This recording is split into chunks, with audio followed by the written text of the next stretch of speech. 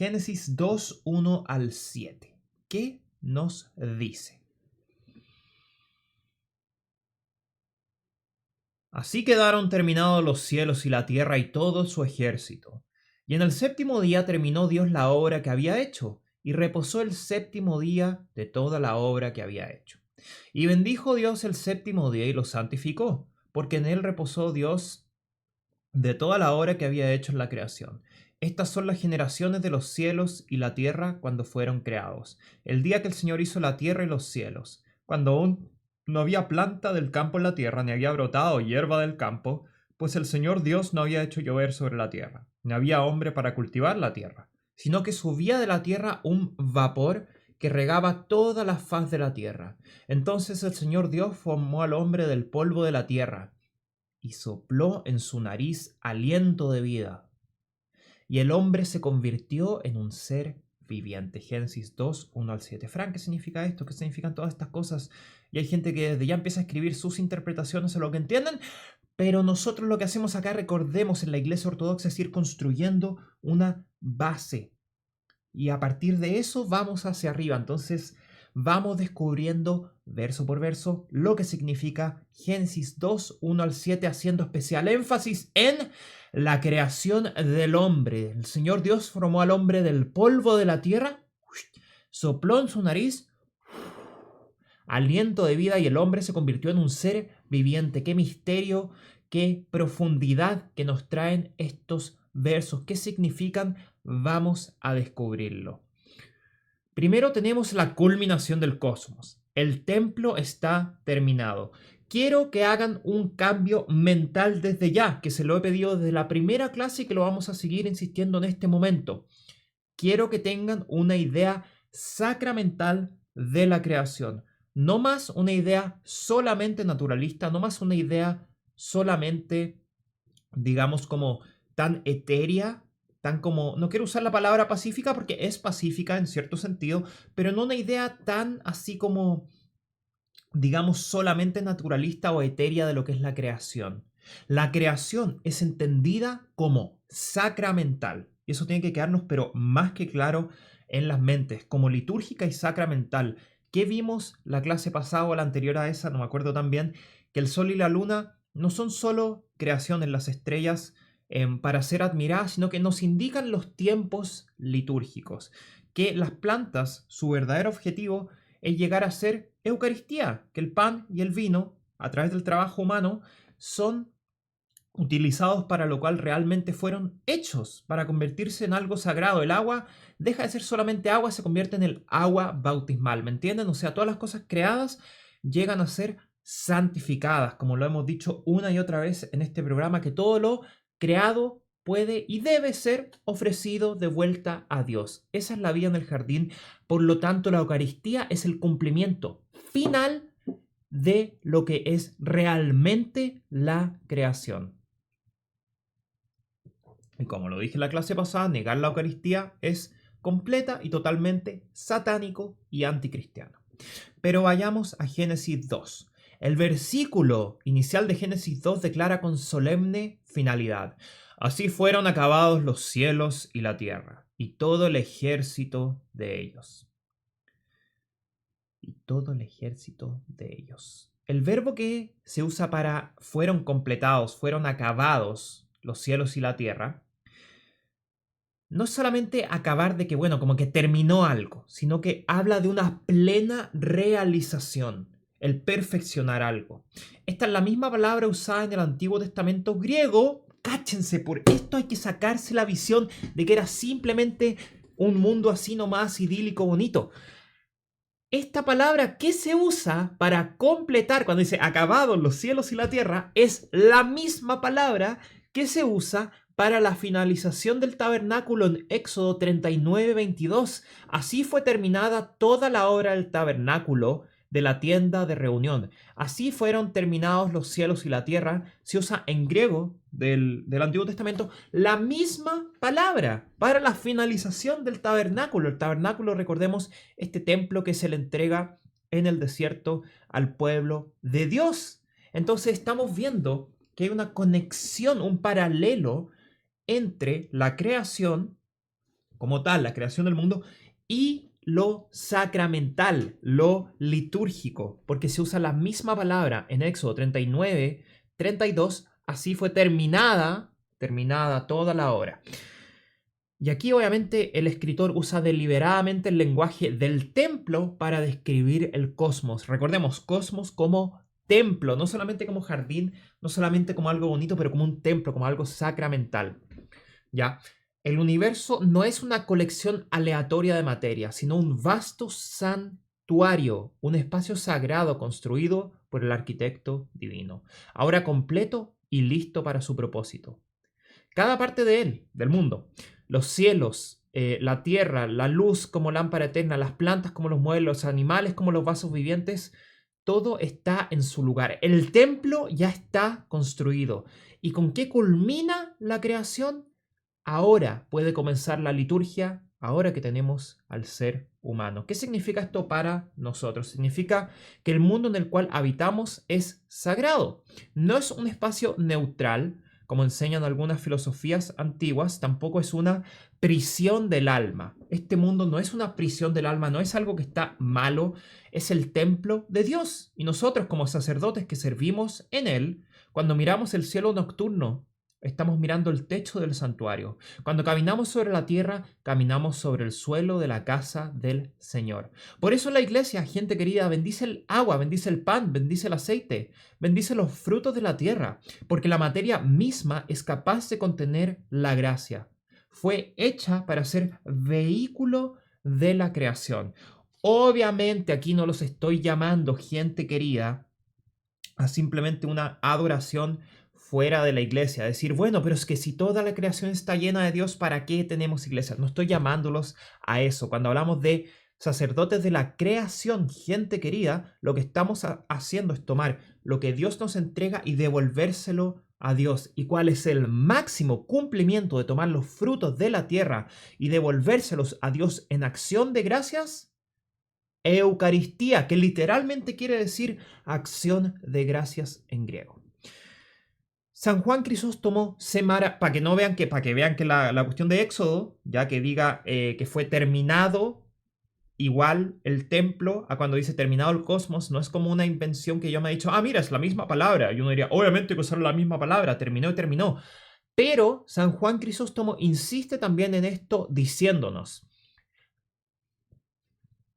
es que, gente, esto es muy importante. Esto es muy importante. Esto es muy importante entender la creación como un templo. Génesis como un texto sacramental y litúrgico. No solamente naturalista, no solamente de que es un lugar idílico, sino que de nuevo como un templo. Leamos lo que nos dice San Juan Crisóstomo. ¿Ves cómo la escritura usa la misma palabra para la creación del mundo y para la construcción del tabernáculo? Pues el mundo es el tabernáculo de Dios y la humanidad es el sacerdote designado para servir en él. Los cielos son el velo, la tierra es el santuario y todo su conjunto, el sol, la luna, las estrellas, las plantas, los animales, son los vasos y el mobiliario de este lugar sagrado. Así como el tabernáculo no estuvo completo hasta que todos sus utensilios estuvieron en su lugar, así también el mundo no estuvo completo hasta que se llenó de sus habitantes. Recordemos la palabra kalón, que es algo bueno en griego. Cuando dicen vio Dios que esto era bueno, la palabra kalón también implica que algo está siendo utilizado para lo cual fue creado, o sea, el propósito con el cual algo fue creado. Entonces siempre recordemos esa palabra como esencial dentro de todo lo que estamos haciendo aquí. Obviamente, San Juan Crisóstomo, ¿qué quiere? Quiere que entendamos que nuestro papel en este templo cósmico no es pasivo. No somos solo espectadores que admiran la arquitectura. Somos los sacerdotes que nos ofrecemos el culto de la creación a su creador, de vuelta a Dios. Y recordemos, creación no solamente en las cosas visibles, como lo sería el pan y el vino que pasan a ser Eucaristías, pero en aquello que es invisible, todos nuestros sentimientos, todo lo que somos, que es concepto que he repetido una y otra vez en clase, debe ser transfigurado y ofrecido de vuelta a Dios. ¿Qué hace el maligno? Que lo vamos a ver aún más, obviamente, en los capítulos más adelante. Pero ¿qué hace el maligno? El maligno no crea, el maligno distorsiona. Los cristianos lo que hacemos es transfigurar hacia Dios, para la gloria de Dios. La frase que se usa, todo el ejército de ellos, recordemos lo que nos va diciendo cuando hubo terminado los cielos y la tierra, y todo el ejército de ellos, incluye no solo la creación material, sino que también los poderes angelicales, las huestes celestiales que la Escritura describe en otros pasajes como adorando a Dios. El universo no es un espacio vacío, sino que es una realidad plena, rebosante de vida, tanto visible como invisible. Por eso dejemos de tener esta visión tan simplista de Génesis. Ni siquiera hay que tener una visión bíblica, hay que tener una visión de simplemente mirar hacia afuera, ver cuánto movimiento hay en el mundo y que no estamos llamados solo a admirar, sino que a actuar. San Basilio el Grande, que nos ha aportado, pero la clase entera podría hacerla San Basilio él solo, y la hizo en su Hexaímeron, que ya se los compartí por email, que es el libro que son las prédicas que hizo San Basilio en cuanto a la creación. ¿Qué nos dice él? Cuando los cielos y la tierra fueron terminados, no quedaron vacíos, sino que se llenaron con sus habitantes apropiados, los cielos con ángeles, la tierra con seres vivientes, y todos juntos formando un gran coro alabando a su Creador, porque los cielos declaran la gloria de Dios, y el firmamento muestra la obra de sus manos. Los ángeles exclaman, Santo, Santo, Santo, y las criaturas de la tierra añaden su himno silencioso. El universo es una sinfonía y cada criatura tiene su parte. ¿Ven lo que se le ha repetido una y otra vez el concepto griego de que algo está siendo usado para lo cual fue creado? Su telos, su significado, su propósito. ¿Me entienden lo importante que es este concepto para la mente de los santos padres en la Iglesia Ortodoxa? Importantísimo entender cuando hablan, de nuevo, cada criatura tiene su parte, su propósito. San Basilio, ¿qué nos enseña acá? Que la adoración no es algo que inventamos ni iniciamos, es la realidad eterna de la creación. Los ángeles siempre han cantado, las estrellas siempre han brillado con esta silenciosa alabanza.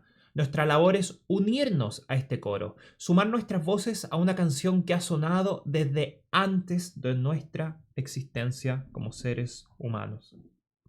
Todo lo que respira, que alabe al Señor, como decimos en la iglesia. San Gregorio de Niza, recordemos, San Gregorio de Niza es hermano de San Basilio el Grande, gran familia, nos dice, la completitud del cosmos significa que no faltaba nada. Cada orden de existencia, desde el ángel más elevado hasta el ser más reptante, estaba en su lugar y todos eran buenos, todos eran calón. El universo no era un caos, sino un cosmos, un todo ordenado, bello y armonioso. La palabra nuevo cosmos también implica belleza. Cuando decimos la palabra cosmos, recordemos que la versión griega no dice creó los cielos y la tierra. Al principio creó Dios los cielos y la tierra, dice al principio creó Dios el cosmos, el todo, pero con un sentido también de belleza. Recordemos también la mente helénica antigua cuánto insistía en el tema de la belleza. Y esta mente de nuevo. Tal vez hay gente que escuche, pero es que esa era la mente helénica y no la semita. Recordemos que la versión más antigua, completa del Antiguo Testamento es la Septuaginta, que es la versión griega del Antiguo Testamento, y que el pensamiento helénico estaba más que desarrollado en todas estas áreas.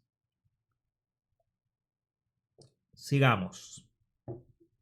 Pero ven cómo se van como juntando los conceptos, lo encuentro pero increíble. Bueno, no minimicemos a Dios con esto. Gente querida, es crucial que comprendamos esto. El mundo no fue creado caótico y luego ordenado lentamente mediante la lucha, como eran los mitos del antiguo Cercano Oriente. Fue creado completo, perfecto y bueno. El caos que experimentamos ahora, el desorden, el sufrimiento, el mal, no es original, es una intrusión. Y por ser una intrusión, puede sanarse. La armonía original no se ha perdido para siempre, espera ser restaurada. Y por ser una intrusión, recordemos, puede sanarse. La armonía original no se ha perdido para siempre, espera ser restaurada. El mundo, gente querida, no va a ser destruido en la segunda venida de Cristo, va a ser transformado, va a ser transfigurado. No es esta idea de destrucción que a veces se habla en diferentes religiones. Lo que queremos los cristianos de nuevo es transformar aquello que Dios nos ha entregado. Recordemos entonces que no somos maniqueístas. ¿Qué es un maniqueísta? Son aquellos que creen que está el bien y está el mal y están como codo a codo. Y se le he hecho la imagen 1000 veces, pero que esta imagen de Cristo y Satanás como haciendo como a la fuerza, así como uno frente a otro, viendo que gana bien contra mal, cara a cara. Y ese no es el caso. El mundo no fue creado caótico y luego ordenado así como lentamente y que Dios tuvo que matar al dragón. No, Dios soberano por sobre toda la creación, y por eso Cristo, nuevamente, como les repito, tengan el concepto del antiguo cercano oriente, camina sobre las aguas, pisotea las aguas, diciendo que de nuevo, Él es soberano por sobre toda la creación. Y el mal no es codo a codo, es una intrusión, es un parásito. Pero siendo un parásito, puede ser sanado. Puede ser sanado el mundo. Y eso es lo que estamos haciendo los cristianos. Estamos sanando.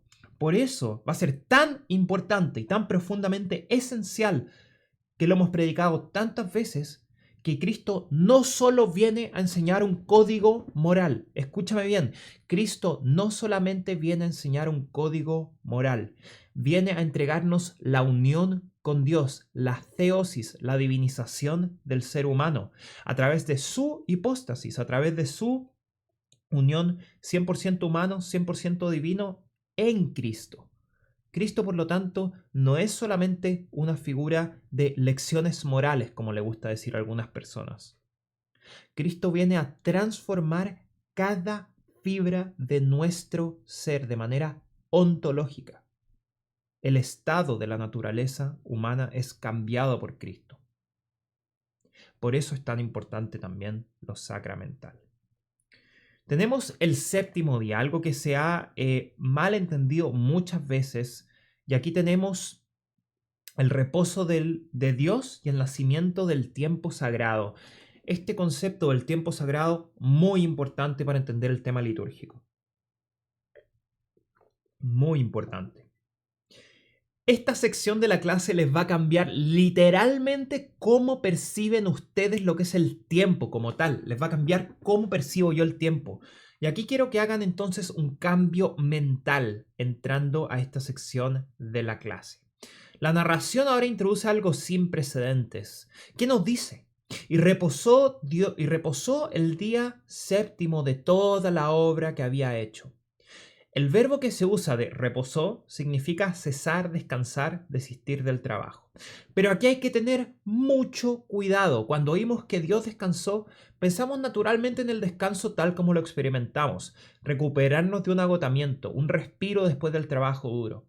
Pero Dios no es hombre para cansarse, no creó el universo con esfuerzo y tensión, habló y se hizo. Entonces, ¿qué significa este descanso? San Ambrosio de Milán lo explica claramente. Dios no descansó por cansancio, sino porque había terminado su obra. Su descanso es el descanso de la consumación, el descanso de la satisfacción, el descanso de quien contempla lo que ha creado y se regocija en su bondad. Pues quien creó todas las cosas sin trabajo no podía necesitar descanso del trabajo. Más bien descansó para darnos descanso a nosotros. El descanso de Dios no es para su beneficio, sino para el nuestro, gente querida. Él establece un patrón, un ritmo, un espacio sagrado en el tiempo y nos invita a entrar en él. San Agustín profundiza más con esto diciendo: Dios descansa porque después de sus obras nos da descanso. Su descanso es nuestro descanso, porque no necesita su propio descanso, sino que nos lo regala. El séptimo día es bendito y santificado para que entremos en su descanso y encontremos nuestra paz en él. El corazón humano es inquieto, siempre luchamos, siempre buscamos, siempre anhelamos algo más. Esa inquietud no es un defecto, el ser humano es un ser hambriento y el séptimo día es la respuesta de Dios a esa hambre.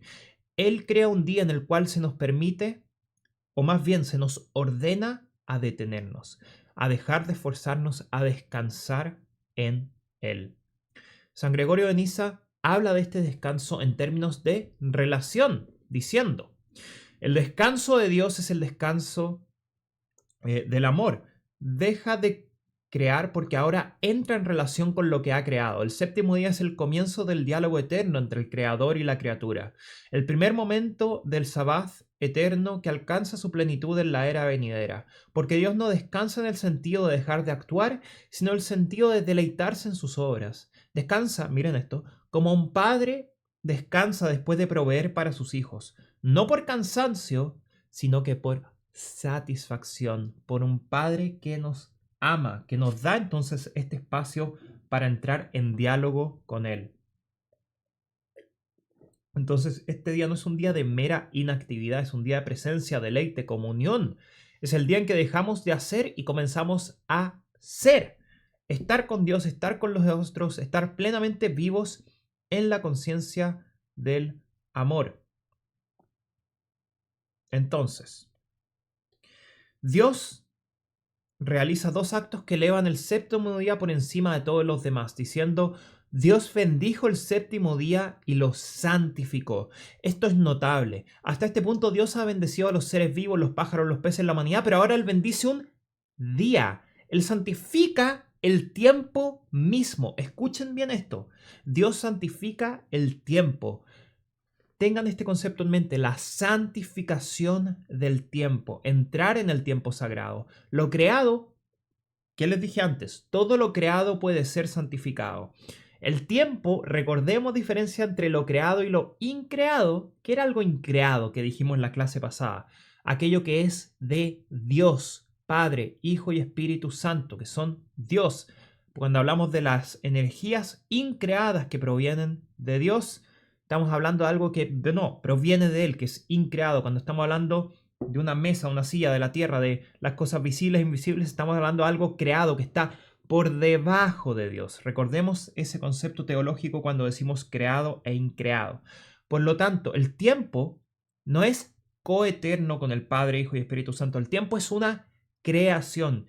¿Y qué les dije anteriormente? Miren de nuevo cómo se van conectando las cosas. Todo lo creado puede ser santificado. El tiempo es una creación, por lo tanto el tiempo puede ser santificado. ¿Y cómo es santificado el tiempo? Siendo tomado de la tierra, igual que el pan y el vino, y elevado hacia lo divino, bendecido por Dios. ¿Y en qué momento nosotros nos conectamos con el tiempo divino? En la divina liturgia. ¿Dónde, gente querida? No decimos hace 2000 años nació un niño en Belén. ¿Qué decimos? Hoy ha nacido un niño.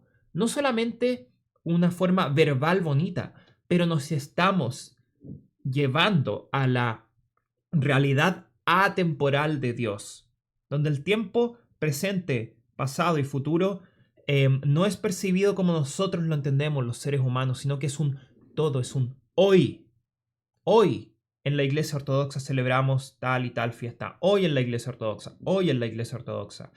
Por lo tanto, tengan este concepto. Si algo creado debe ser santificado y el tiempo es una creación, entonces nuestra manera de elevar nuevamente el tiempo hacia lo divino va a ser en la divina liturgia, en aquello que es, de nuevo, el momento en el cual tomamos los frutos de la tierra y lo elevamos nuevamente a Dios. Hacemos lo mismo con el tiempo divino. Hoy, el día de hoy, hay cientos de videos, manuales de autoayuda, libros, tutoriales, clases de cómo usar el tiempo a tu favor. ¿Has visto todas esas cosas de cómo optimizar tu tiempo? ¿Cómo hacer esto en 24 horas, en 12 horas, 20 minutos? Todo para que el tiempo te sirva a ti. ¿Cómo es que el tiempo me va a adorar a mí? Lo que estamos haciendo en la iglesia es devolver la creación del tiempo hacia lo divino. ¿Entienden la belleza de lo que estamos comprendiendo aquí?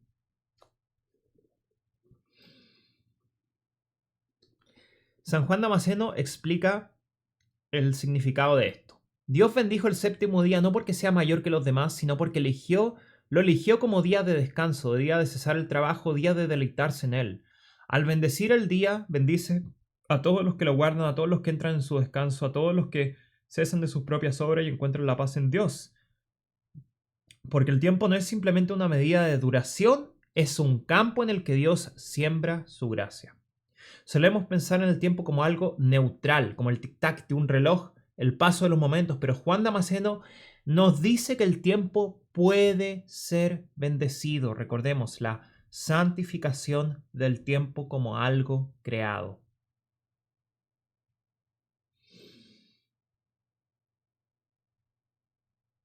Entonces, como bien ya dije, vamos a seguir.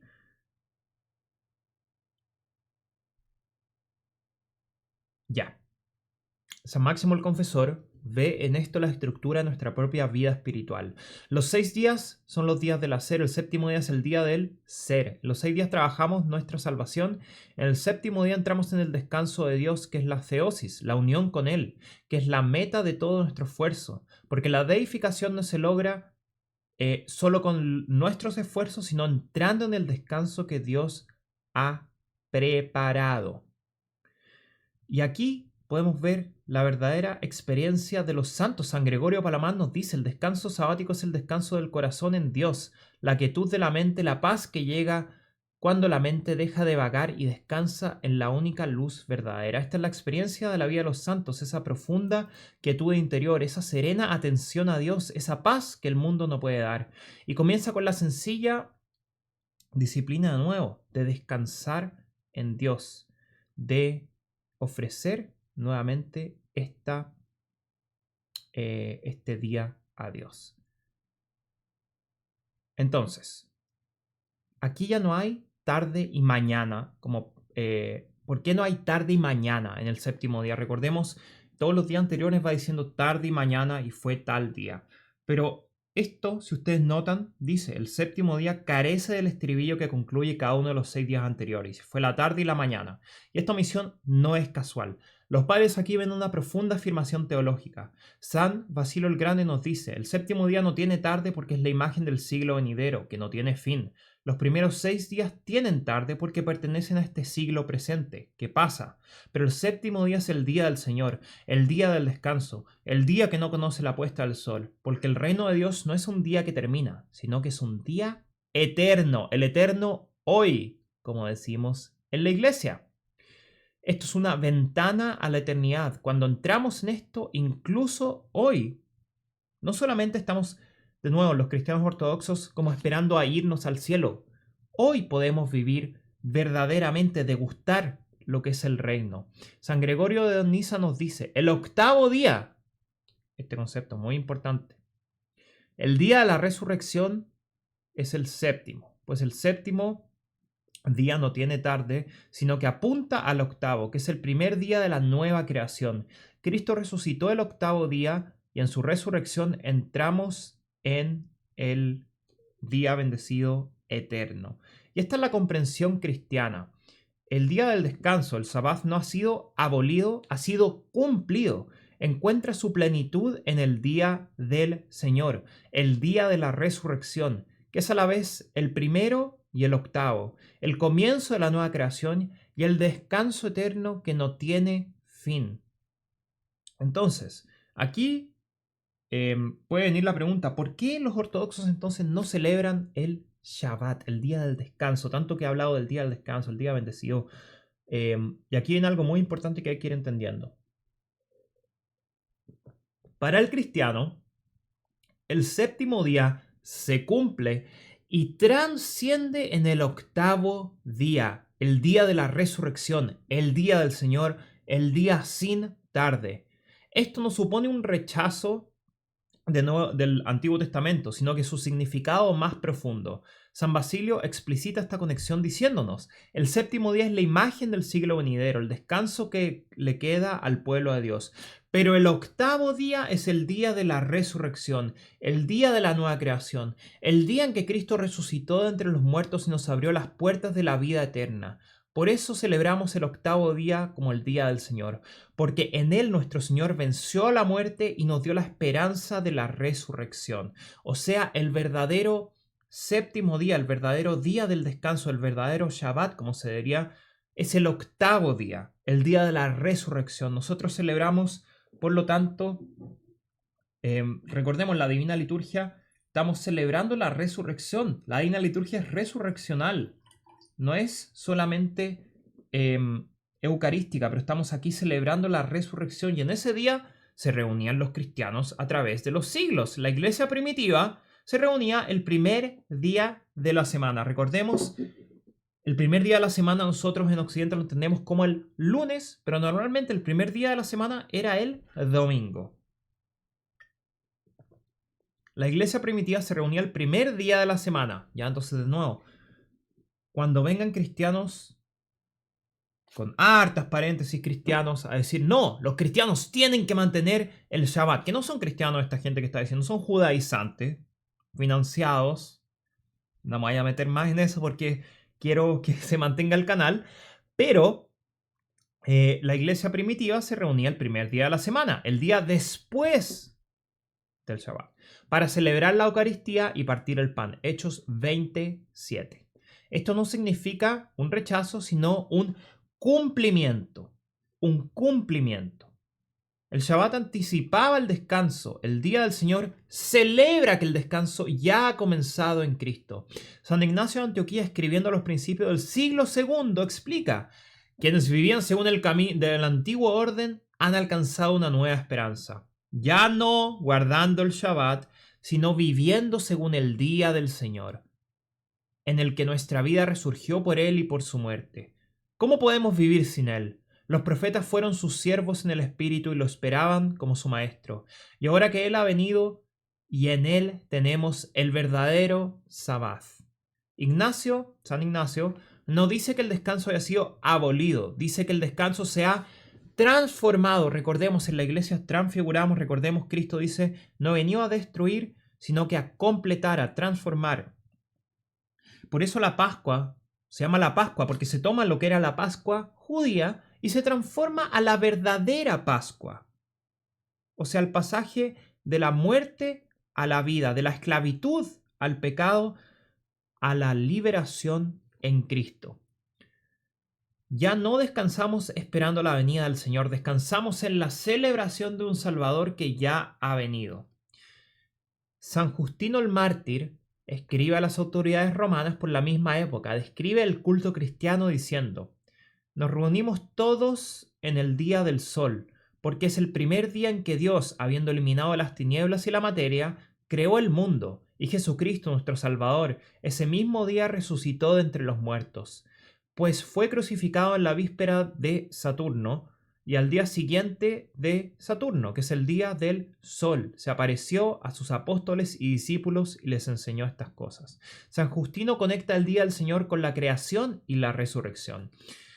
Es el día de la primera creación y el día de la nueva creación. Es el día en que brilló la luz por primera vez y el día en que la verdadera luz resucitó del sepulcro. Recordemos, ¿cómo digo esto? Lo que estamos haciendo en la iglesia es primero que nada transfigurar lo que vino en el Antiguo Testamento. No venimos a destruir, sino que, como dijo Jesucristo, a completar.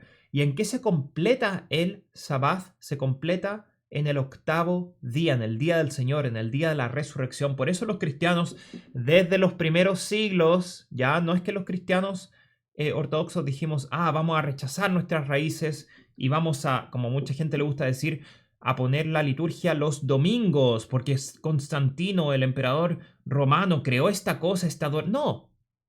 Antes de Constantino, San Justino el Mártir ya nos estaba describiendo qué día se celebraba. San Ignacio de Antioquía también qué día se celebraba. El primer día de la semana, el domingo. Ese día celebramos la resurrección del Señor, que no vino a abolir, sino que a completar. San Juan Damasceno enseña, resumiendo, recordemos, San Juan Damasceno, gran doctor de la iglesia. Cuando digo doctor no estoy diciendo que era cirujano, estoy diciendo un gran escritor en la iglesia, un excelente, obviamente, teólogo, gran santo, que resume muchas veces las enseñanzas de los padres de la iglesia.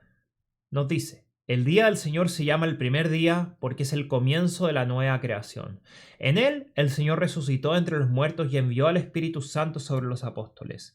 Es el día de la alegría, el día del descanso del trabajo, el día de la fiesta espiritual, porque en él cesamos de nuestras obras y entramos en la alegría de la resurrección. Recordemos, la liturgia es resurreccional y estamos entrando en el tiempo divino, estamos entrando en el verdadero y auténtico descanso, pero no un descanso de quedarnos acostados haciendo nada, un descanso auténtico, un descanso en el cual estamos entrando en una plenitud total, donde estamos dejando de lado el tiempo creado y nos estamos uniendo al tiempo increado, al tiempo divino. No hay tiempo increado como tal, no, el tiempo no es coeterno, obviamente, pero estamos entrando al tiempo de Dios, gente querida. Así, cada domingo es una pequeña Pascua. Qué lindo esto. Cada domingo es una pequeña Pascua, una entrada semanal al octavo día.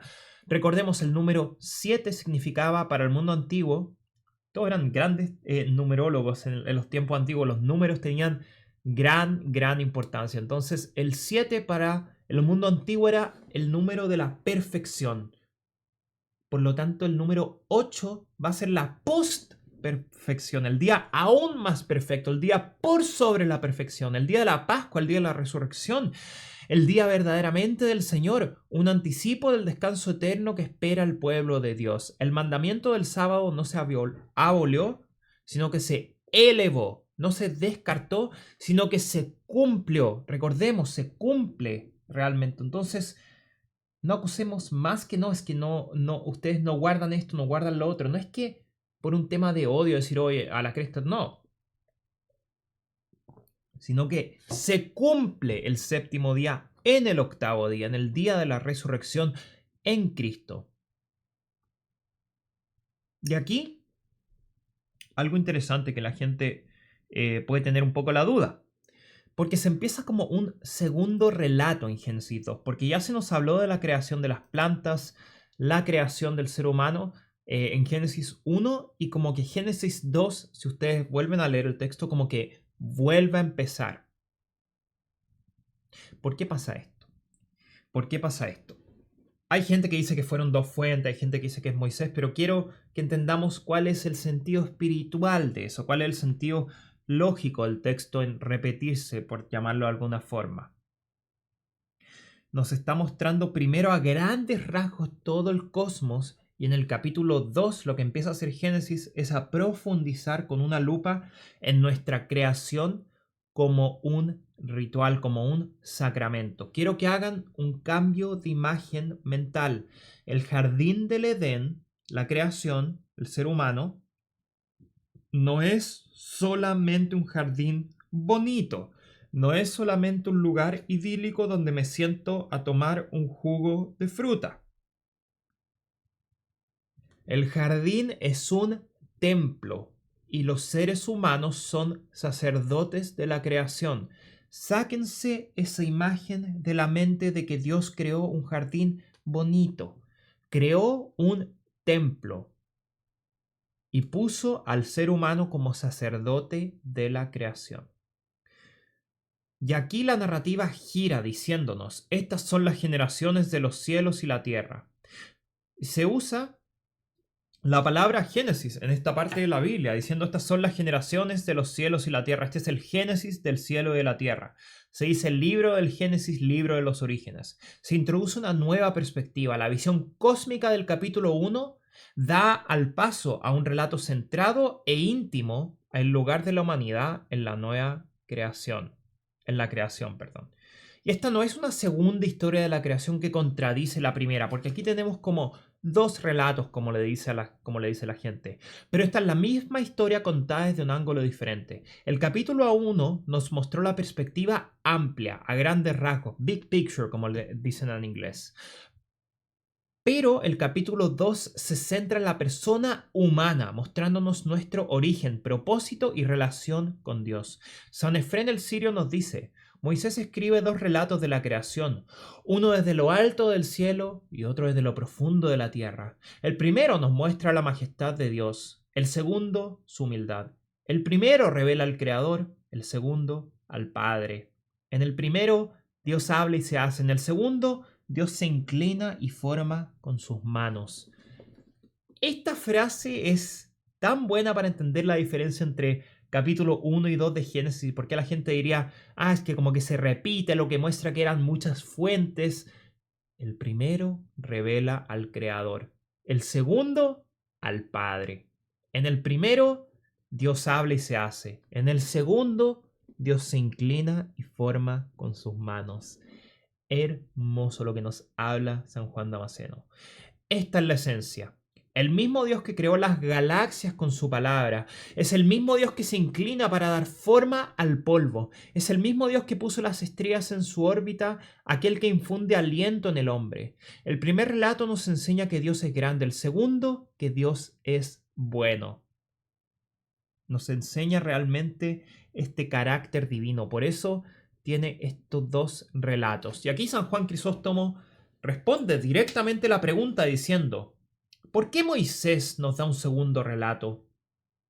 No para contradecir el primero, sino para enseñarnos con mayor profundidad. El primer relato nos dice que Dios creó al hombre. El segundo nos dice cómo lo creó.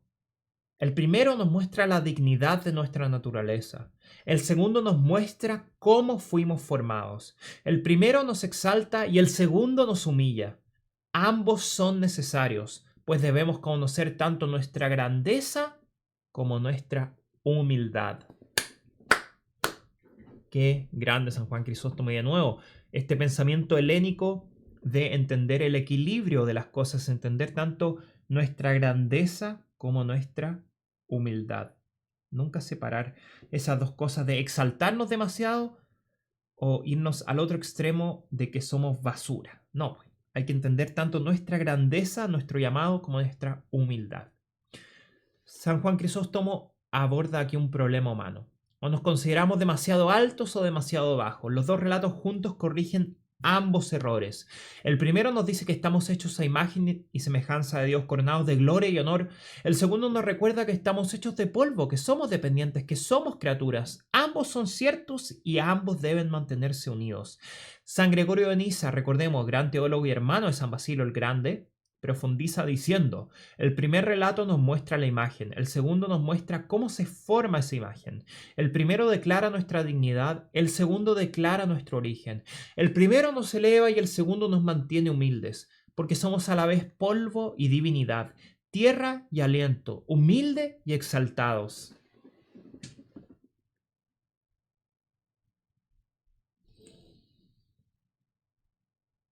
Es que siento que estamos aquí aprendiendo oro, oro puro, gente querida. ¿Saben qué me pasa? ¿Saben qué me pasa cuando leo estas cosas? Hay tanta basura que se transmite hoy en día por gente que no ha leído estos textos. Y dicen pero cualquier, y luego así, burrada sobre Génesis. Esto es, por favor, escuchen esto y anótenlo. El primer relato nos muestra la imagen, el segundo nos muestra cómo se forma esa imagen. El primero declara nuestra dignidad, el segundo declara nuestro origen. El primero nos eleva, el segundo nos mantiene humildes, porque somos a la vez polvo y divinidad, tierra y aliento, humildes y exaltados. Pero no, creámosle al escolástico de la Biblia que nos dijo que son 3 fuentes o 500.000 fuentes distintas. Escuchen esto, anoten esto, gente. Aquí está la verdad de lo que es Génesis.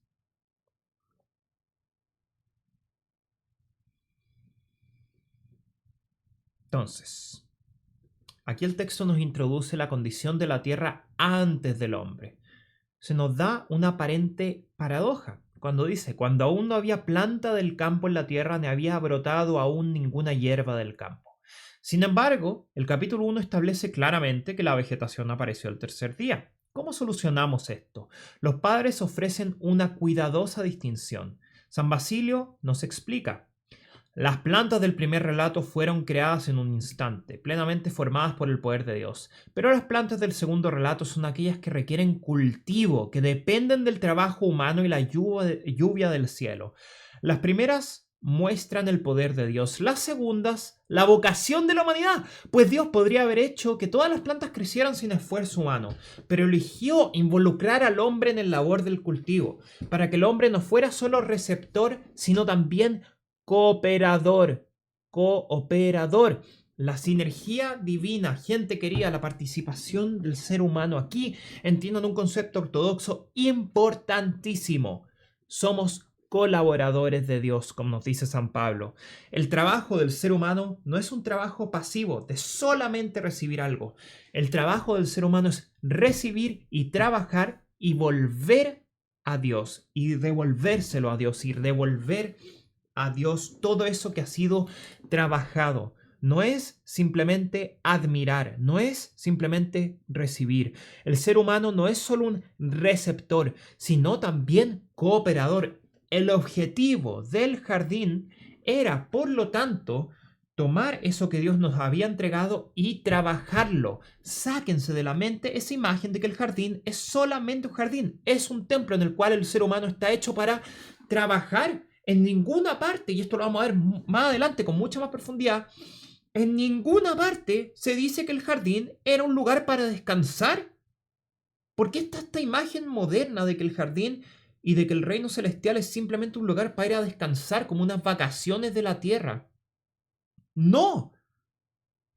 Desde el momento uno, el ser humano tiene una vocación y un trabajo. No estamos hechos para ser flojos, no estamos hechos para quedarnos acostados. No, estamos hechos para trabajar la tierra y ser entregada de vuelta a Dios.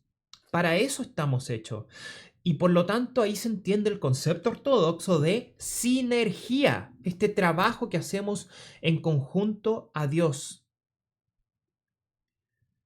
Dios crea un mundo que requiere nuestra participación. Las plantas que necesitan cultivo no son una idea de algún último momento, forman parte del diseño divino. Dios quiere que trabajemos con Él, que participemos de su cuidado creativo por el mundo. Somos co-creadores con Dios, somos colaboradores de Dios, somos cooperadores con Dios. Esto es tan diferente a lo que se predica hoy en día de que está Dios y está el ser humano como un ser inactivo, como un ser pasivo que solamente recibe. Pero el ser humano está llamado a ser, de nuevo, soberano sobre la creación, como Dios es soberano sobre el universo. Aquí hay una jerarquía. ¿Me entienden lo que estoy diciendo? Está Dios, por sobre todas las cosas, obviamente, que crea las cosas y les da su desarrollo. Y los seres humanos estamos hechos a imagen y semejanza de Dios. Como colaboradores estamos actuando de forma divina cuando estamos trabajando para la gloria de Dios. ¿Me entienden lo que estoy diciendo aquí? Somos como mini versiones de Dios en la tierra, porque estamos hechos a su imagen y semejanza. Somos mini Dios, no en el sentido coeterno, obviamente, no en el sentido mormón, que somos coeternos con Dios, que somos como Dios a su mismo nivel. No, obvio que no. Pero habiendo sido hechos a imagen y semejanza, estamos haciendo una tarea divina. Estamos conectándonos con lo divino cuando estamos trabajando para la gloria de Dios. San Ambrosio de Milán nos dice, hay una diferencia entre la planta del campo y la hierba del campo. La planta es lo que crece por naturaleza, la hierba es lo que crece mediante el cultivo. El primer relato habla del crecimiento natural que Dios hizo brotar mediante su palabra. El segundo relato habla del crecimiento cultivado que requiere el trabajo humano. Ambos provienen de Dios, pero uno proviene directamente de su poder y el otro de la cooperación humana. Por lo tanto, qué hermoso Dios nos está mostrando cómo ser divinizados a través de la cooperación. No solamente a través de que listo, ya están todas las cosas listas, ya. Descansen, échense para atrás, tómense un juguito. No, pero una cooperación activa, una participación de lo que Dios nos ha entregado. ¡Ay, qué hermoso! Vemos al ser humano como un co-creador, como una mini versión de lo que Dios ha hecho. Y aquí San Juan Crisóstomo lo deja, pero más que claro cuando nos dice, Dios no hizo que aparecieran las plantas que requieren cultivo hasta que hubo un hombre para cultivarlas. Esto demuestra su sabiduría y su bondad. No quiso que la tierra estuviese descuidada ni que el hombre estuviese ocioso. De nuevo, saquémonos la idea de que el jardín del Edén es solamente un lugar idílico para que el hombre esté acostado. No. ni que el hombre estuviese ocioso. Preparó el trabajo para que el hombre, incluso antes de su formación, para que desde el principio tuviera una vocación, un propósito, una forma de participar en el cuidado de la creación. Esta es una respuesta profunda a la pregunta ¿por qué Dios nos permite trabajar? ¿Por qué Dios pone al ser humano? Porque quiere que seamos cooperadores con Él.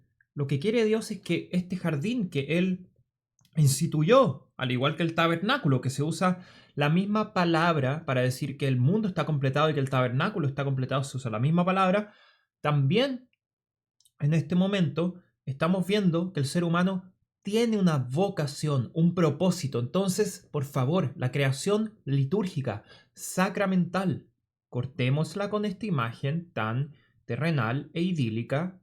No que no fuese idílico el jardín o el mundo, no estoy diciendo eso, idílica en el sentido de que, ay, tan así, tan etérea de la vida. No, es un lugar activo. Puso al hombre para que trabajase la tierra. Pero no solo para que la trabajase, como en el antiguo cercano oriente, como un esclavo, pero como un cooperador. Alguien que está trabajando con Dios y para la gloria de Dios. Qué hermoso, Dios mío. Escuchen esto bien. El trabajo no es un castigo.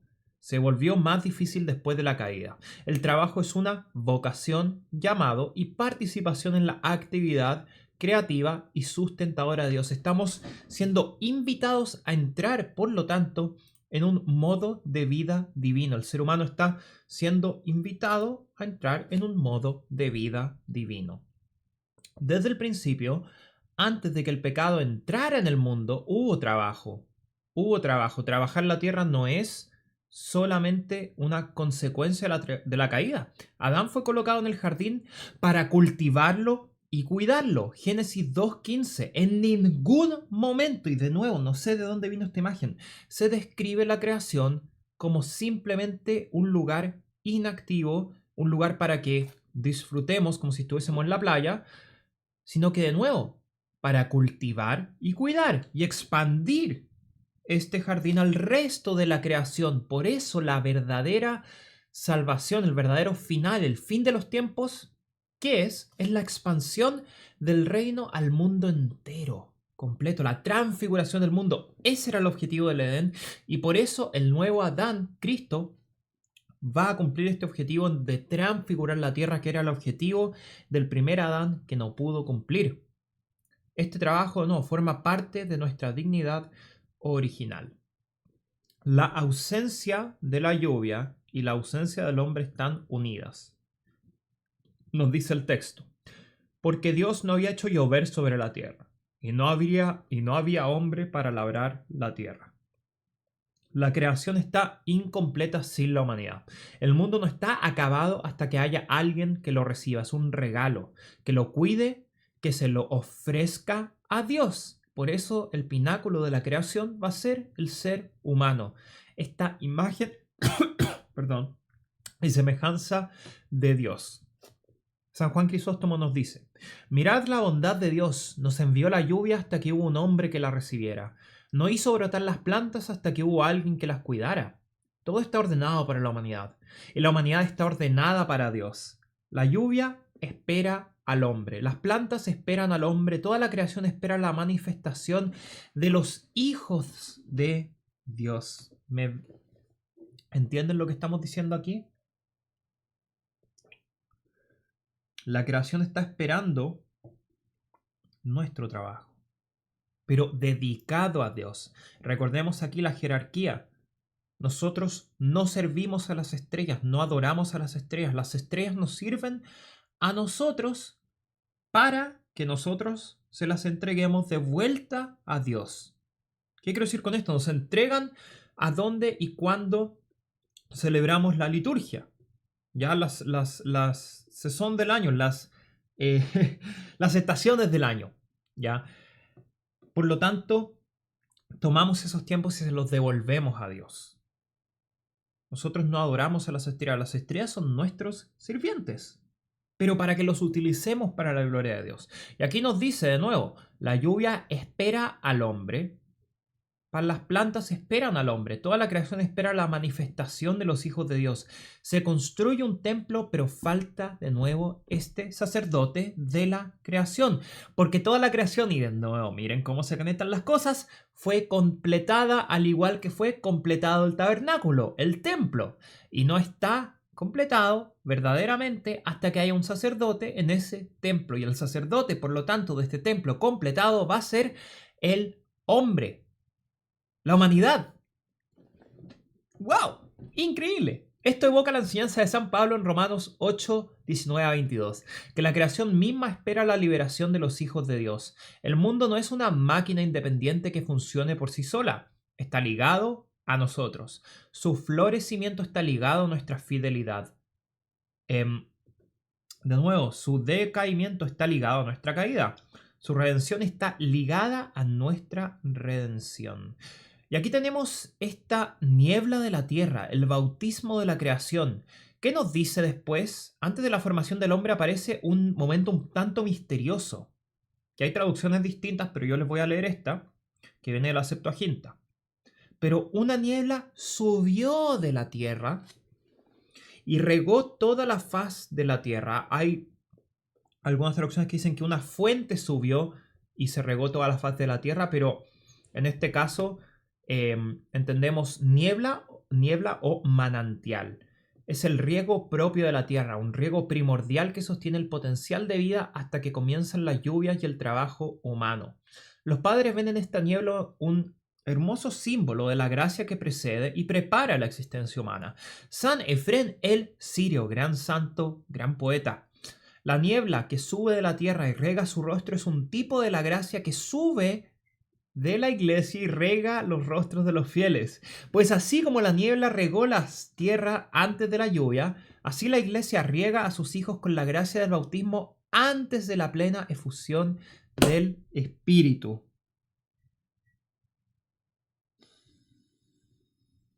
Dios mío, ¿saben qué me pasa? Lo voy a volver a decir. ¿Cómo no creerle a lo que están diciendo los santos padres? ¿Cómo alguien puede escuchar esto, pero decir, no, esto eran herejes? Y lo que me dice mi pastor es mejor que lo que acabo de escuchar ahora. Lo voy a volver a leer. La niebla que sube de la tierra y rega su rostro es un tipo de la gracia que sube de la iglesia y rega los rostros de los fieles. Pues así como la niebla regó la tierra antes de la lluvia, así la iglesia riega a sus hijos con la gracia del bautismo antes de la plena efusión del Espíritu. Aquí San Efrén establece una conexión entre la niebla que preparó la tierra para la vegetación y el bautismo que prepara la tierra al alma para el espíritu. Recordemos que hacemos bautismo y se hace también el llamado al Espíritu Santo. Dame el don del Espíritu Santo, se da el don del Espíritu Santo. Recibe el don del Espíritu Santo. La gente que se ha bautizado hace no mucho sabe exactamente de qué momento estoy hablando. Donde bautizamos y crismamos después a los cristianos. Así como la tierra necesitaba riego para poder dar vida, el alma necesita gracia para poder producir el fruto de la justicia. Es la niebla de la gracia, la irrigación suave y que entra y que nos prepara para la efusión plena del Espíritu. Y aquí San Efrén hace una conexión aún más increíble. También prefigura esta niebla, esta fuente de agua, a la Virgen María. San Efrén nos dice, la niebla que surgió de la tierra y regó el suelo es imagen de María, quien surgió de la tierra de la humanidad y regó el mundo con el fruto de su vientre. De la tierra labrada surgió la niebla, del vientre virginal surgió el Señor. La niebla fue el comienzo de la vida para las plantas, María fue el comienzo de la vida para el mundo. Himno sobre la natividad. Aquí nos dice San Efrén.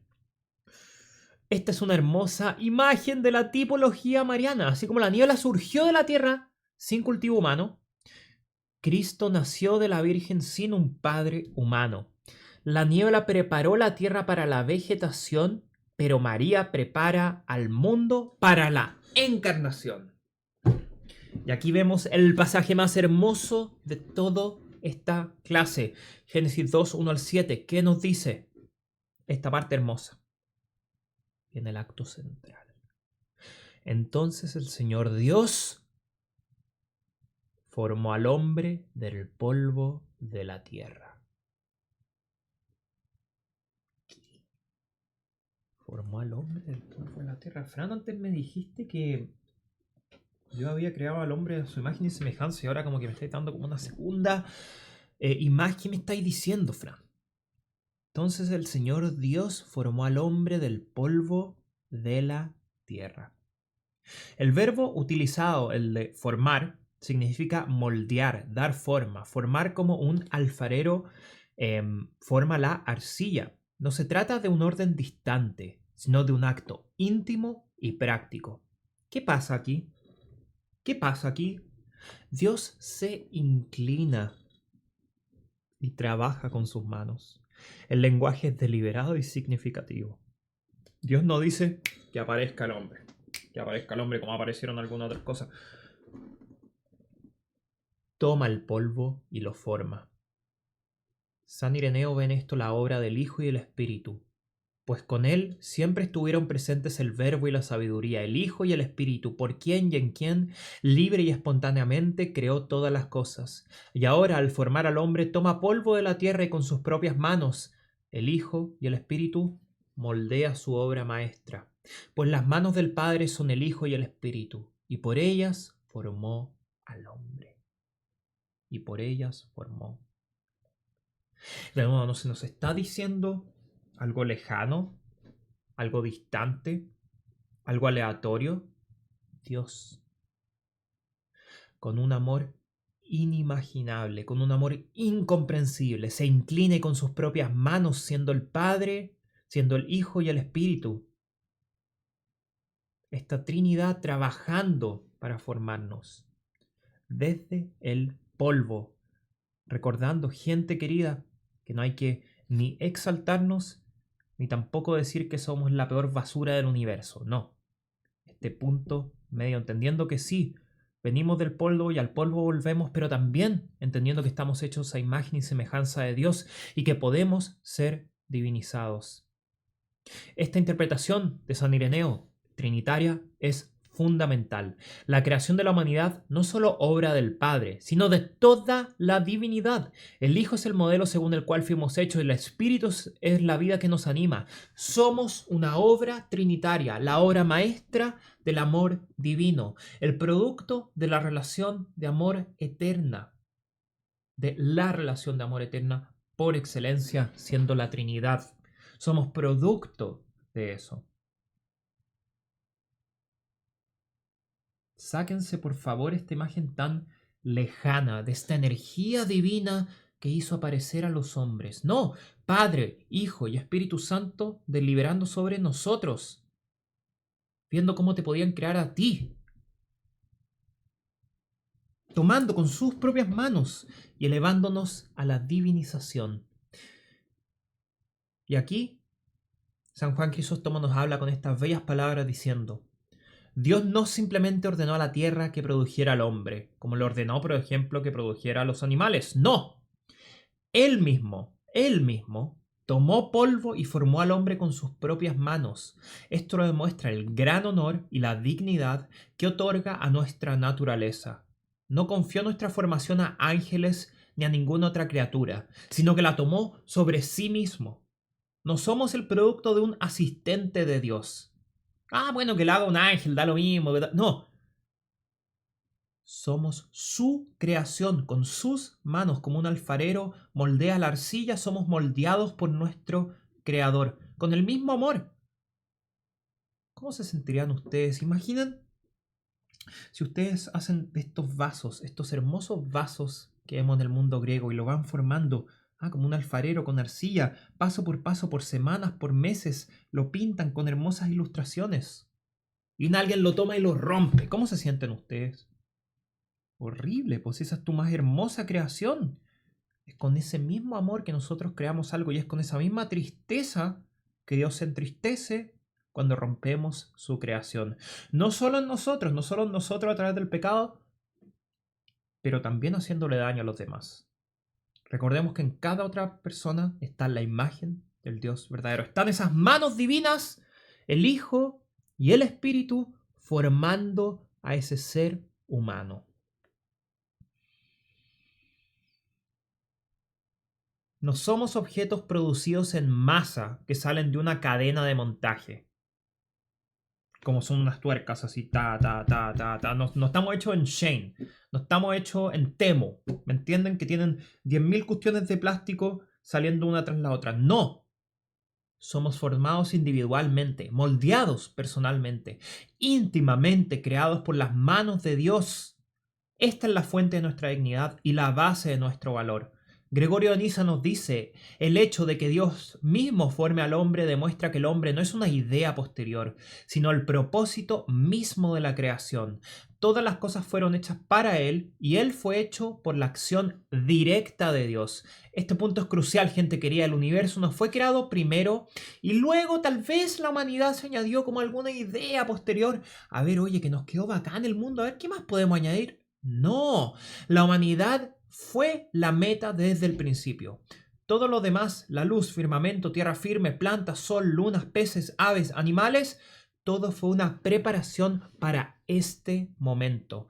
El escenario estaba listo para el actor y el templo se construye para el sacerdote. La creación es un templo y los humanos somos sacerdotes de la creación, tomando todo aquello que ha sido creado y devolviéndosele, por lo tanto, a Dios. Y aquí se usa un humilde material, usa el polvo de la tierra. San Juan Crisóstomo nos dice, Dios no formó al hombre de oro ni de plata, sino de un polvo común, para que nunca nos sintiéramos orgullosos. Del polvo venimos y al polvo volvemos. Sin embargo, este polvo es insuflado por Dios y se convierte en un alma viviente. Nuestro origen nos humilla, nuestro destino nos exalta. Somos a la vez humildes y excelsos, polvo y divinos. ¿Para qué hablo? ¿Para qué hablo? Podría simplemente dejar esta frase y estamos. Nuestro origen nos humilla, nuestro destino nos exalta. Somos a la vez humildes y excelsos, polvo y divinos. Wow. Increíble, ¿no? Como, por ejemplo, Platón, que proponía en su obra decir que se difunda este mito de los metales, que cada ser humano había sido hecho con un metal, ya sea de oro, de plata y de bronce, si no me equivoco. ¿Ya? Y que por lo tanto, si tú eras el de oro, podrías estar entre los que están más arriba de la sociedad, y si eres el de bronce, tienes que ser como de los demás abajo. Pero aquí todos los seres humanos somos polvo, para no exaltarnos. Pero siendo humildes, siendo creados de un material humilde, somos soplados de la vida divina. Somos polvo, pero divinos, humildes y excelsos. Nuestro origen nos humilla, pero nuestro destino nos exalta. El polvo no tiene nada de glorioso en sí mismo. Sin embargo, el polvo ha sido recogido por Dios, formado por sus manos y ensuflado por su espíritu. Somos humildes en nuestro origen, pero exaltados en nuestro destino. San Gregorio nos añade diciendo, el polvo no es el hombre, sino la materia del hombre. El hombre es la imagen y la imagen no está en el polvo, sino en la forma que Dios le dio al polvo. Nuestros cuerpos provienen de la tierra, nuestra personalidad proviene de Dios. El polvo es común a todos, pero la forma es única para cada uno. Aquí San Gregorio de Nisa distingue entre nuestra materia y nuestra personalidad. El polvo es genérico, igual para todos, como yo les dije que la imagen también ya está en todos, pero la forma, la figura particular, la persona única, el alma individual proviene de Dios. Por eso cada ser humano es irreemplazable. Compartimos la misma materia, por lo tanto hay que vernos a todos de igual a igual, pero cada uno está formado de una manera única y ha sido infundido por Dios. De nuevo, esto no es una fábrica donde estamos haciendo gente igual. Sí, todos somos diferentes, pero estamos hechos del mismo material. San Basilio el Grande nos dice, Dios tomó polvo de la tierra no para demostrar que el alma es material, sino para demostrar que el cuerpo es terrenal. El alma proviene de Dios, el cuerpo de la tierra. Juntos forman un solo ser vivo, cuerpo y alma. No que uno es malvado y el otro es bueno, sino que un todo. Aquí San Basilio siempre mirando hacia adelante los santos, increíble, nos previene contra dos errores. Un error es despreciar el cuerpo como si fuese malo o insignificante. El cuerpo proviene de la tierra, pero recordemos, la tierra es buena porque Dios la creó. El otro error es pensar que el alma es material, que no somos más que materia compleja. El alma proviene de Dios, un don directo, una participación en su vida. Ambas son esenciales, ambas son buenos, ambos constituyen a la persona humana. Y aquí esta frase hermosa, el aliento de la vida que se nos entrega. ¿Qué significa esto? Y aquí de nuevo la epítome de la formación, este acto de intimidad sin igual. Se nos dice, y sopló en su nariz aliento de vida. O sea, Dios forma del polvo al ser humano y sopla en su nariz aliento de vida. Dios no infunde vida en el hombre desde la distancia. ¿Qué tengo que hacer yo para soplarle a alguien en la nariz? Tengo que acercarme. Se acerca. Coloca su boca sobre el rostro de su criatura y exhala. Esto no es una metáfora, es el icono original de la intimidad divino-humana. Debemos detenernos aquí y dejar que este verso realmente nos llegue al corazón. El creador del universo, aquel que creó las galaxias con su palabra, aquel que estableció las estrellas en sus órbitas, se inclina, coloca su boca sobre el rostro de esta criatura de polvo y respira. Esta no es la acción de una deidad distante, es la acción de un padre. Y miren la conexión que vamos a hacer ahora. ¿Se acuerdan? Primera clase, si van hasta el principio de la primera clase, hablé del ritual nariz-boca. Qué raro eso, Fran. Acabo de llegar a la quinta clase, no sé de qué me estás hablando. En el antiguo cercano oriente, contexto en el cual nace Génesis, podemos ver que las religiones del antiguo cercano oriente tenían un ritual por el cual activaban sus ídolos. O sea, formaban de la arcilla una pequeña figurita a la cual tenían un ritual sobre el cual soplaban sobre esa figura, ya sea a través de la nariz o la boca de la figura. Y es en ese momento que la figura como que cobra vida, como que llega a aparecer Dios en esa figura.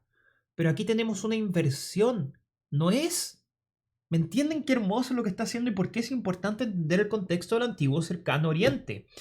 No es que ahora el ser humano está creando a Dios a su imagen. Es Dios creando al humano a la suya. ¿Por qué? El humano estaba conteniendo a Dios en ese ídolo, soplando sobre ese ídolo y ahora es mío, lo tengo aquí en esta cuestioncita. Pero ahora es Dios quien crea al ser humano. Por eso es tan importante entender en qué vocabulario estaba hablando Génesis. Ven la inversión del ritual nariz-boca. Búsquenlo en internet, el ritual nariz-boca que se hacía en el antiguo cercano oriente. Esto es, por lo tanto, una inversión de eso y una respuesta a eso. Que está diciendo, no es que tú, ser humano, estás creando tú a Dios con tu soplido. Dios nos está creando a nosotros con su soplido divino. San Atanasio nos escribe diciendo, Dios sopló en el rostro del hombre dándole no una parte de su propia esencia, sino una participación en su vida. Recordemos, nosotros participamos de la vida de Dios. El aliento no es el espíritu mismo, aquí hay que hacer una distinción, sino que el don del espíritu, la vida que viene de Dios y regresa a Dios. Porque el espíritu es increado, pero el aliento es creado. El espíritu es el dador, el aliento es el don. Y Atanasio, entonces, San Atanasio es cauteloso aquí. No quiere que pensemos que el aliento es el Espíritu Santo mismo, porque el espíritu es Dios, increado y eterno. Más bien, el aliento es el don del espíritu, la vida que el espíritu imparte. Es como la diferencia entre el sol y la luz del sol.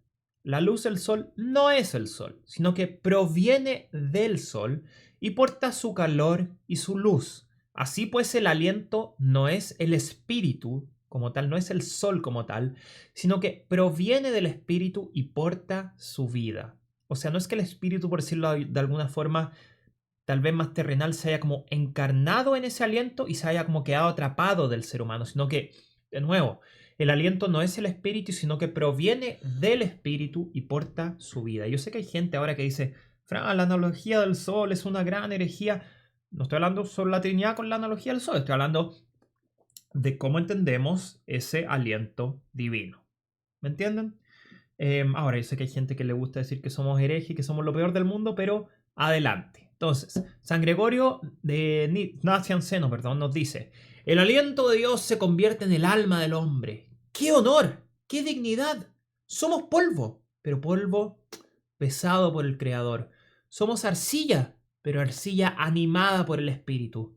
Honremos este aliento viviendo según el Espíritu que lo dio. Qué lindo lo que dice San Gregorio. El aliento de Dios es como un beso, es un acto íntimo, personal, amoroso. Yo sé que en las culturas de Occidente esto puede sonar súper extraño, así como, ay, es que Dios dio como un beso hoy. Pero una cultura oriental donde el contacto físico es normal, donde la gente sí se abraza. Saben que aquí en Estados Unidos he tenido, pero cualquier problema con eso, con la gente aquí, no se abraza. No se abrazan, no se saludan de beso, ¿me entienden? Entonces, sí, tal vez para una persona occidental escuchar que el aliento de Dios es un beso, un acto íntimo, personal, de amor, es como, "Ugh". Pero para una mente del antiguo cercano oriente, se abraza la gente, se dan besos, es normal eso, ¿me entienden? No somos simples criaturas, somos criaturas amadas. Somos criaturas amadas y esto no es sentimentalismo, es la verdad más profunda de nuestra existencia. No somos un accidente, no somos simplemente formados por la tierra en un chasquido de los dedos, somos formados por Dios con sus propias manos. Somos sellados con ese beso divino que Dios nos entrega con amor. Existimos porque Dios nos ama, nos quiso, vivimos porque Dios sopló en nosotros. Somos porque Dios nos amó.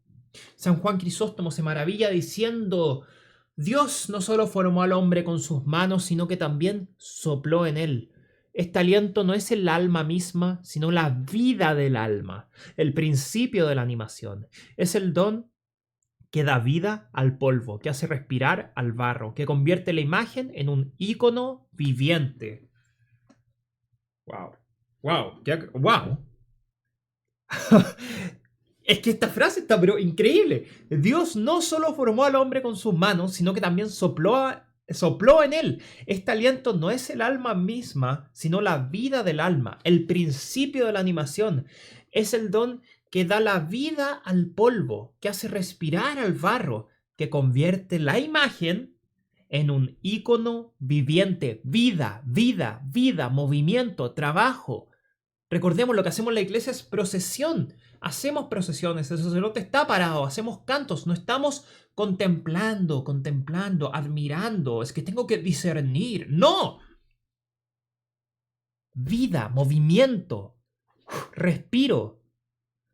San Juan Crisóstomo distingue entonces entre el alma y el aliento. El aliento es lo que anima al alma, lo que le da vida. Recordemos, el espíritu es lo que anima todas las cosas. Es el don continuo de la presencia de Dios, el acto continuo de creación que nos sostiene momento a momento. No poseemos la vida como una posesión, la recibimos como un don, aliento a aliento. La frase que se usa, aliento de vida, ha sido cuidadosamente elegida. No se trata de espíritu, sino que de aliento. Se hace una diferencia entre espíritu y aliento. Este aliento, este soplido. El efecto del espíritu, el don de vida que procede del espíritu. San Basilio el Grande distingue claramente diciendo, el aliento no es el espíritu, sino el aire movido por el espíritu, la vida que el espíritu imparte. El espíritu mismo es Dios, increado y eterno. El aliento es su don, creado y dado. Así como el rayo no es el sol, sino que proviene del sol, así el aliento no es el espíritu, sino que proviene del espíritu. Y antes que me digan hereje por usar la analogía del sol, le estoy citando a San Basilio sobre el Espíritu Santo. En su tratado sobre el Espíritu Santo. Lo voy a volver a repetir. El aliento no es el espíritu, sino el aire movido por el espíritu. La vida que el espíritu imparte. El espíritu mismo, recordemos, Espíritu Santo, es Dios, increado y eterno. Recordemos esas palabras teológicas claves. El aliento es su don, creado y dado. Así como el rayo no es el sol, sino que proviene del sol, el aliento no es el espíritu, sino que proviene del espíritu. Entonces, no se minimiza al espíritu en esta frase. San Basilio, protege la divinidad del Espíritu Santo a la vez que afirma esta realidad del don. El Espíritu es Dios adorado y glorificado junto con el Padre y el Hijo. Pero este aliento, este soplido de los seres humanos es el don del Espíritu, no es el Espíritu encarnado en un aliento. El aliento es el don, es un regalo, es la fuerza del Espíritu, la vida que el Espíritu da. Ambos son reales y ambos son necesarios. ¿Se entiende la diferencia cuando decimos que Dios sopló, que Dios dio su aliento? No estamos hablando del Espíritu Santo como tal, sino que el Espíritu Santo anima esto. Pasamos de ser una imagen a un ícono viviente. Recordemos, el Espíritu Santo, ¿en qué formas aparece? Aparece en forma de paloma y en lenguas de fuego. Una paloma, ustedes la ven volando, una paloma está así parada. No, una paloma está aleteando, se está moviendo. Un fuego no es algo estático, fuego se está moviendo, ¿me entienden? Y lo vuelvo a repetir, la palabra árabe para Espíritu Santo, Ruh el Qudus, Ruh igual a decir viento. Y si yo digo Ruh a la iglesia, Raih a la iglesia, ya estoy diciendo voy a la iglesia, ¿entienden? O sea, implica movimiento la palabra. Por lo tanto, pasamos de ser imagen al ícono viviente. ¿Me entienden lo que estamos hablando? Aquí la diferencia entre el aliento y el espíritu. San Gregorio de Niza añade, por si todavía no lo entendieron, Gregorio de Niza nos dice lo siguiente. El aliento es la primera gracia, el don inicial de la vida, pero más allá de este aliento está el espíritu, que se da más tarde, en Pentecostés, a los creyentes. El primer aliento nos hace almas vivientes. El espíritu nos hace hijos de Dios. Ahí está la diferencia. El aliento, por lo tanto, ese soplido de Dios va a ser lo que nos va a dar de base vida, como poder respirar, como ser humano. Pero va a ser el Espíritu lo cual nos va a hacer hijos de Dios, lo cual nos va a dar vida eterna. Este es el arco de la salvación. Por eso en los cristianos ortodoxos decimos que la salvación no está realmente completada, sino hasta Pentecostés. Bueno, o sea, realmente completada obviamente hasta el día final, hasta el Apocalipsis, pero realmente completada hasta Pentecostés. ¿Por qué? Primero, Dios nos da la vida, el aliento que nos hace almas vivientes. O sea, ya estáis vivos, estáis caminando, estáis respirando. Luego, en Cristo y a través de la iglesia, se nos da el Espíritu, la gracia que nos hace hijos de Dios. El primero es el don de la creación. El segundo es el don de la redención. Ambos provienen de Dios y ambos son actos de amor. O sea, el aliento de Dios para darnos vida, vida normal. Pero el Espíritu Santo que se entrega en Pentecostés y que recibimos en la iglesia es aquel que nos da la vida eterna, la vida de verdad, la supravida. Ambos provienen de Dios y ambos son actos de amor. Anoten esta frase. Oye, ¿qué es el aliento de Dios? ¿Cuál es la diferencia? ¿Por qué no es el Espíritu Santo? El primero, el aliento de Dios, es el don de la creación, o sea que ya somos seres creados. Pero el segundo es el don de la redención. El ser templos del Espíritu Santo. El ser templos del Espíritu Santo. Por eso San Pablo lo habla con tanta claridad. Cuando dice que somos templos del Espíritu Santo. Porque para eso el ser humano fue creado. Para recibir el don de la redención. Recibe el don del Espíritu Santo. Como decimos en las crismaciones, gente querida. Ven cómo se van conectando lo de Génesis, el Nuevo Testamento y lo litúrgico. Nada en la iglesia está al azar. ¡Qué increíble nuestra teología, gente querida! Esta respiración es el fundamento de toda vida humana. Cada respiración que tomas es una continuación de esta primera respiración. Una constante recepción de la vida de la mano de Dios. San Juan Crisóstomo exhorta diciendo: cuando respires, recuerda al dador. Cuando sientas que el aire llena tus pulmones, da gracias, porque cada respiración es un sacramento. Un recordatorio de que vives no por tu propio poder, sino por la gracia de Dios. La respiración es el don más constante, el milagro más olvidado. Voy a volver a leer esta frase. Cada respiración es un sacramento. Cada respiración es un sacramento. Ay, Dios mío. ¿Qué? Listo. Esta es la espiritualidad práctica de primer orden. No necesitamos peregrinar. Ya, ahora decir, Fran, pero si tú fuiste a Monte Athos, sí sé. Pero en base, no necesitamos peregrinar para encontrar a Dios. No necesitamos escalar montañas ni entrar en cuevas. Dios está tan cerca como nuestra siguiente respiración. Cada inhalación es una recepción de su don. Cada exhalación puede ser una ofrenda de alabanza. Y aquí tenemos el alma viviente, la unión del polvo y el espíritu. Y aquí tenemos algo increíble. El resultado de la divina inspiración es asombroso. Y el hombre, como dice Génesis, se convirtió en un alma viviente. Y el hombre se convirtió en un alma viviente. El hombre no es cuerpo con un alma añadida, ni un alma atrapada en un cuerpo, sino una unidad, un alma viviente, una persona completa, cuerpo y espíritu unidos en un solo ser. Esta es la comprensión bíblica de la persona humana. No somos dualistas, creyendo que el alma es buena y el cuerpo es malo. Tampoco somos materialistas, creyendo que no somos más que cuerpos. Somos holísticos, cuerpo y alma. Juntos constituyen el alma viviente que es la persona humana. San Gregorio de Niza lo dice con gran claridad. El hombre no es una cosa y su alma es otra. Es un alma viviente, una nueva orden de cuerpo y espíritu. El cuerpo no es prisión del alma, sino su expresión. El alma no es el fantasma del cuerpo, sino su vida. Juntos forman la imagen de Dios, porque Dios no está dividido y su imagen no puede dividirse. El alma no está en el cuerpo como un recipiente, sino que el cuerpo y el alma juntos constituyen la persona viviente. Creo que ahí queda más que claro lo que es el ser humano en la visión ortodoxa. Es en cuerpo y alma que somos, de nuevo, como nos dice, un alma viviente. Recordemos que a veces la palabra alma se usa en el sentido de persona, que somos una persona viviente, que somos un todo. No es simplemente que estaba Dios, entonces creó, bueno, al hombre de arcilla y como que no era muy bueno el hombre, pero ahí le envió el espíritu y listo. Cuerpo y alma. Cuerpo y alma. Juntos constituyen la persona viviente.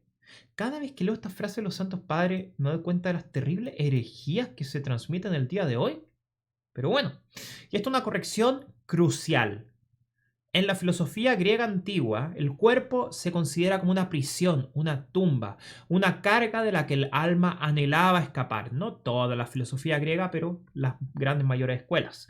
Pero el cristianismo dice, no, el cuerpo no es una prisión, es parte de quienes somos, es bueno. La resurrección del cuerpo que confesamos en el credo no es una ocurrencia posterior, es la plenitud de lo que significa ser humano, la plenitud de lo que significa ser humano. Y aquí viene algo muy importante, gente querida. No estamos destinados a permanecer solamente como almas vivientes y listo, que ya estamos terminados. Estamos destinados a hacernos partícipes de la naturaleza divina, a ser deificados por la gracia, a entrar en la vida misma de Dios. Esto no es algo que logremos con nuestro propio esfuerzo, es algo que recibimos como un don, pero también es algo que debemos cooperar, algo en lo que debemos crecer, algo que requiere toda nuestra vida. Entonces, podemos ver un increíble paralelo entre Cristo siendo este segundo Adán, este perfecto Adán, ya que San Pablo mismo hace este paralelo diciendo,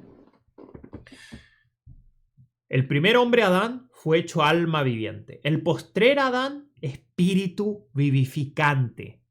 Todo esto de que hemos hablado en la clase encuentra su cumplimiento en Jesucristo. El primer Adán recibió la vida, el segundo Adán la da. El primer Adán fue formado del polvo. El segundo Adán desciende del cielo. El primer Adán respiró el aliento de Dios. El segundo Adán sopla sobre los apóstoles y dice: recibid el Espíritu Santo. En Cristo el don original no solo se restaura, sino que se supera. Igual que al principio de la clase, no es que se rompe el sábado, sino que se supera. Recibimos no solo el aliento de la vida, sino que también el espíritu de adopción. No solo la existencia, sino que la filiación, o sea, que seamos hijos de Dios. San Cirilo de Alejandría también, obviamente, traza este paralelo diciéndonos: así como Dios sopló en el rostro del primer Adán y este se convirtió en un alma viviente, Cristo sopló sobre los apóstoles y ellos recibieron el Espíritu Santo. El primer aliento fue para la vida, el segundo para la vida eterna. El primero nos hizo seres vivos. El segundo nos hace hijos de Dios. El primero provino del Padre. El segundo provino del Hijo, que es uno con el Padre. Ahí está.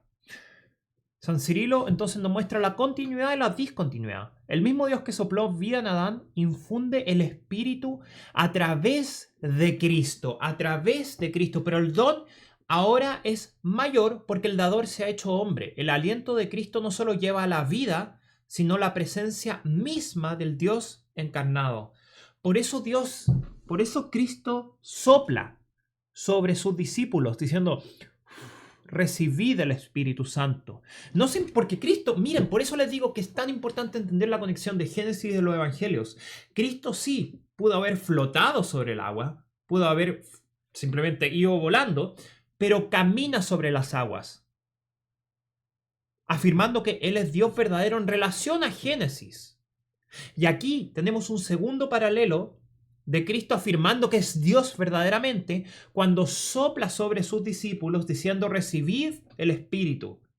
Al igual que Dios sopla sobre Adán dándole vida, ahora Cristo no solamente les da vida para que solamente respiren y sean y listo, sino que les da vida eterna, les da filiación, les da ser hijos de Dios,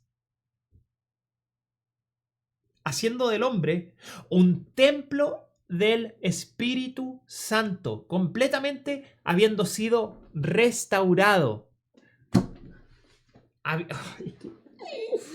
Están conectando todas las clases que hemos hecho hasta ahora. Miren cómo se van conectando. Habiendo sido restaurados en la persona de Jesucristo, ahora somos templos del Espíritu Santo. No solamente para tener vida en nosotros, sino que para tener vida eterna. San Atanasio dice lo siguiente: en el bautismo no recibimos el primer aliento. ¿Primer aliento cuál es?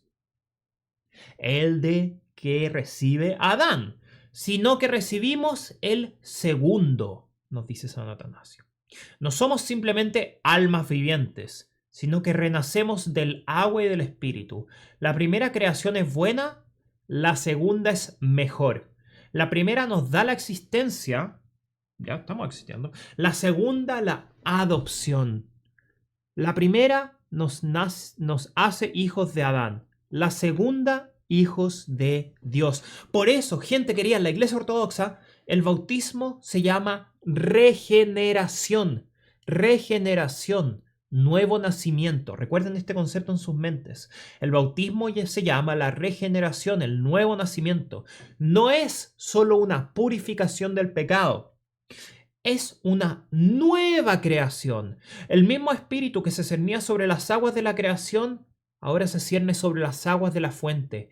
El mismo aliento que animó al primer Adán, ahora anima al nuevo Adán y a todos que están unidos a él, o sea, a Jesucristo. Recordemos la teología, la cristología de la cual estamos hablando. No son enseñanzas morales. No son enseñanzas morales lo que viene a entregarnos Jesucristo. Jesucristo viene a cambiar hasta la fibra más profunda de nuestro ser físico y espiritual.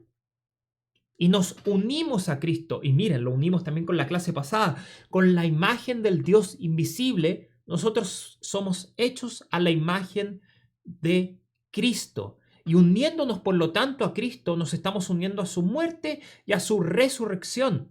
Y uniéndonos a Cristo nos estamos uniendo a la vida del Espíritu Santo. porque sopla sobre los apóstoles diciendo, reciban el Espíritu Santo. Habiendo ya sido templos del Espíritu Santo, pueden recibir al Espíritu Santo.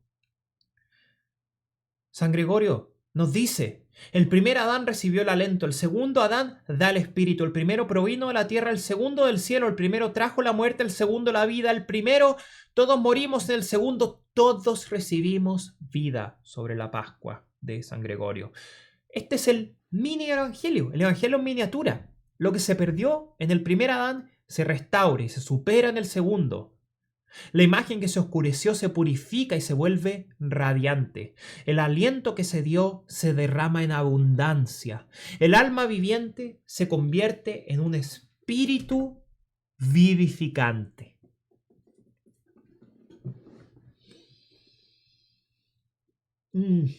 Conclusión.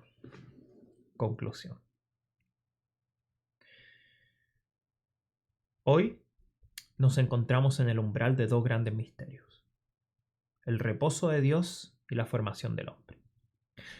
Hemos aprendido, por ejemplo, de San Juan Crisóstomo, que el mundo es un templo y la humanidad su sacerdote. El universo no es una colección aleatoria de materia, sino que es un espacio sagrado, diseñado para la adoración. No somos habitantes accidentales, sino ministros ordenados, llamados a ofrecer la alabanza de la creación a su creador. Hemos aprendido que el descanso de Dios es nuestro descanso, un don dado para nuestro bien. No es una carga, sino una bendición. No es una restricción, sino una invitación. Este día, el octavo día, es el día en que dejamos de esforzarnos y empezamos a hacer, cuando dejamos de lado nuestras propias obras y entramos en la obra de Dios. Hemos aprendido de San Basilio que este día no tiene tarde porque señala el día eterno del reino. Esto es un anticipo del descanso eterno que aguarda al pueblo de Dios. Hemos aprendido de San Máximo que los 6 días son los días del hacer y el séptimo día el día del ser, el día de entrar en el reposo de Dios. La vida espiritual requiere ambos, tanto el trabajo de los 6 días como la quietud del séptimo, la iluminación del octavo. Hemos aprendido de San Ireneo que las manos que nos formaron son el Hijo y el Espíritu, las manos eternas del Padre. No somos obras de una deidad lejana, sino obra maestra de la Trinidad, formada en el amor y para el amor. De San Gregorio hemos visto que a la vez somos polvo y divinidad, humildes y exaltados. Nuestro origen nos mantiene humilde, nuestro objetivo nos exalta. San Atanasio nos muestra que el aliento de Dios es el don de la vida y que este don encuentra su plenitud en el segundo aliento. El Espíritu es dado por Cristo resucitado. El primer aliento nos hizo almas vivientes. El segundo aliento nos hace hijos de Dios. Vivamos pues, gente querida, como almas vivientes. Entendamos la liturgia como este octavo día y respiremos pues con el aliento del Espíritu hasta el día en que entremos en el descanso eterno del octavo día, donde ya no habrá más trabajo, ni más esfuerzos, ni lágrimas, solo la liturgia incesante de la alabanza, la incesante comunión de amor y el aliento eterno del Espíritu que llena todo con la vida de Dios. Amén, amén.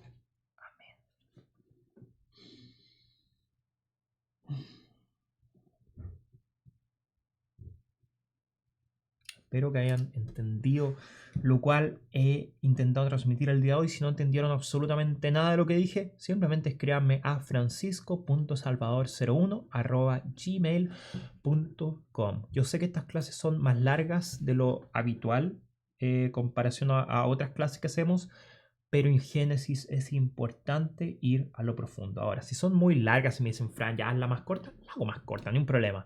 Pero me gusta que podamos ir a profundidad de lo cual estamos hablando aquí. Habiendo dicho eso, como siempre decimos, gloria al Padre, al Hijo y al Espíritu Santo. Amén.